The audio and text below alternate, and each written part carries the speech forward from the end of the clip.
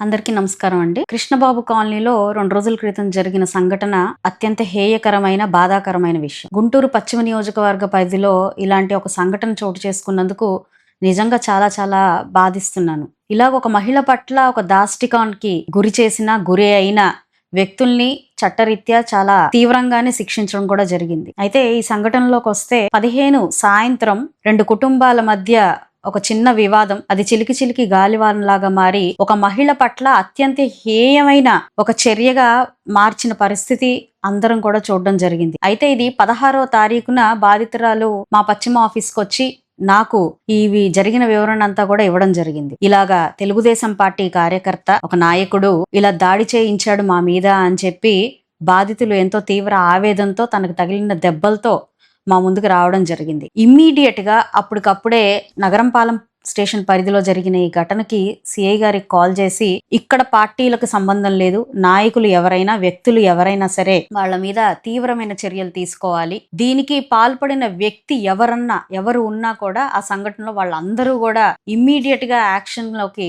తీసుకోవాలి అని చెప్పి సిఐ గారికి చాలా సీరియస్ గా ఆయనకి డైరెక్షన్ ఇవ్వడం కూడా జరిగింది. ఇది 16వ తారీఖు సాయంత్రం అంగన్వాడీ రివ్యూ అయిపోయిన తర్వాత నా దృష్టిలోకి వచ్చిన సంఘటన విషయం ఇది. బాధితురాలు స్వయంగా రావడం జరిగింది. అప్పటికప్పుడే అదే 16వ తారీఖు ఇమీడియట్ యాక్షన్ తీసుకోవాలి అని చెప్పి సదరు పోలీస్ అధికారికి కూడా చెప్పడం జరిగింది. ఆ సంఘటనలో అక్కడ చోటు చేసుకున్న సంఘటనలో తెలుగుదేశం ప్రధాన కార్యదర్శి, అదే విధంగా ఒక హిజ్రా, అదే విధంగా 2-3 నాయకులు, అదే విధంగా కొందరు అక్కడ స్థానికంగా ఉన్న ప్రజలు ఈ సంఘటనలో దాదాపుగా 9 మంది దీంట్లో భాగస్వామ్యులు అయ్యారని తెలవడం జరిగింది. నా దృష్టిలోకి వచ్చిన వెంటనే వీళ్ళ మీద కఠిన చర్యలు తీసుకోవాలి అని కూడా చెప్పడం జరిగింది. సదరు వ్యక్తి కూడా నా దగ్గరకు వచ్చి వాళ్ళు కూడా నా మీద ఎదురుదాడి చేశారు, వాళ్ళు కూడా అసలు ముందు మొదలు పెట్టారు అని చెప్పి నాకు వివరణ ఇవ్వడం జరిగింది. అయితే ఏది ఎలా ఉన్నా, పరిస్థితులు ఎటుపోయినా ఒక మహిళ పట్ల వాళ్ళు ప్రవర్తించిన తీరు అనేది చాలా చాలా బాధాకరం, అత్యంత హేయమైన విషయం. కాబట్టి మీరు చట్టరీత్యా దీని మీద శిక్షార్హులు అవుతారు,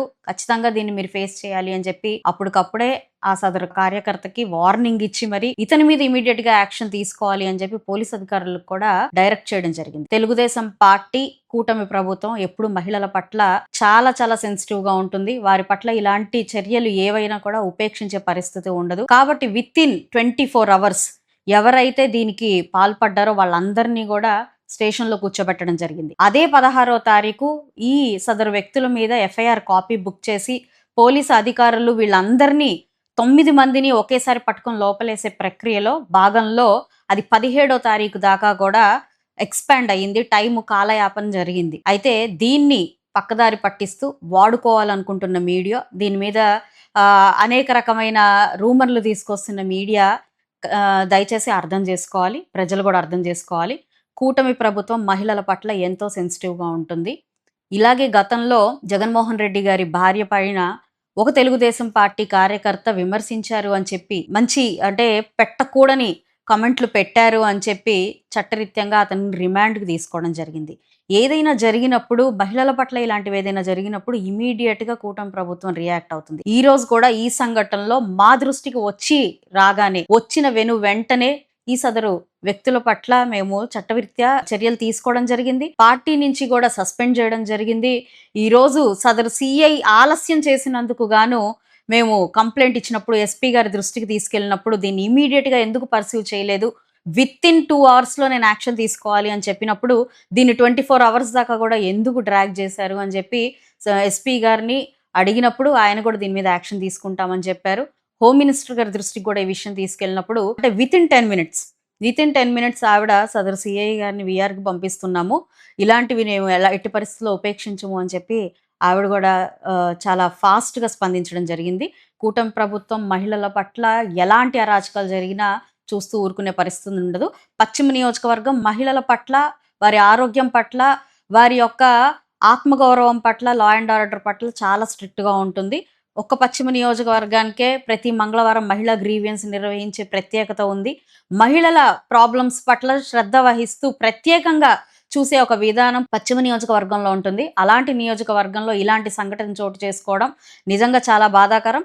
కాబట్టి దీన్ని మేము తీవ్రంగా ఖండిస్తూ, దానికి పాల్పడిన ప్రతి ఒక్కరు, అక్కడ ఏ పార్టీ అన్నది ఇక్కడ ముఖ్యం కాదు, అవతల మహిళ కూడా మీరు ఏ పార్టీ అన్నది ఇక్కడ ఎవరు కూడా ప్రస్తావించలేదు. ఇక్కడ పార్టీలకు సంబంధించింది కాదు. తప్పు చేసినప్పుడు ఆ తప్పు ఎవరు చేసినా కూడా వాళ్ళు శిక్షార్హులు అవుతారు కాబట్టి వెంటనే వాళ్ళని మేము అదుపులోకి తీసుకోవాలి అని చెప్పి ఆదేశించడం జరిగింది. వితిన్ 24 అవర్స్ పోలీస్ అధికారులు కూడా వాళ్ళని లోపల వేయడం జరిగింది. కాబట్టి దీన్ని ఈరోజు బాధిత కుటుంబాలకు వెళ్ళి మీడియా పరంగా వాళ్ళని ఇబ్బంది పెట్టే పరిస్థితి కూడా ఉంది అని చెప్పి మా దృష్టికి రావడం జరిగింది. ఆల్రెడీ బాధిత మహిళలు చాలా ఇబ్బందికరమైన పరిస్థితిలో ఉండి నా దాకా వచ్చి వాళ్ళ బాధను చెప్పుకున్న వెంటనే వాళ్ళకి తగు పరిష్కారాన్ని మేము అందించడం జరిగింది.